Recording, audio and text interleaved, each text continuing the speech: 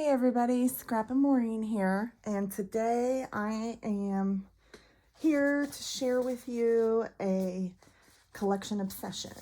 So, the collection I worked with was Wildflower by Simple Stories, and to be honest with you, this did not seem to be a collection that was from Simple Stories. To me, these patterns actually looked like more of a My Mind's Eye.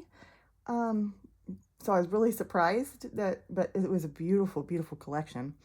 So let me show you how I smashed it.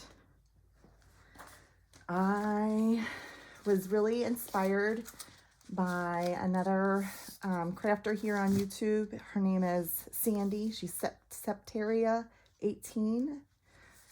It's like September, like Septeria 18, I think.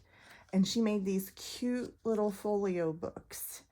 And you have a pocket here on the front and a pocket here on this side. And there's a pocket here. Then there's like a little pocket here. There's another spot here you can tuck here. And then I put 2 on the back. I know she didn't have that, but that's where I put the extra 2. And I made 7 of these. And then there were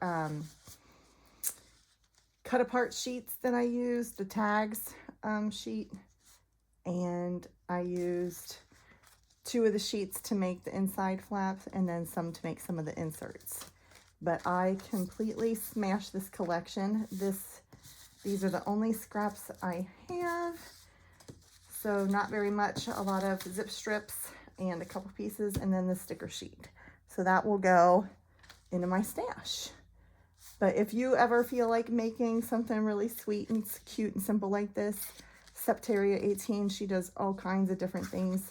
They're flip books and just really cute embellishments and things to fill up these books.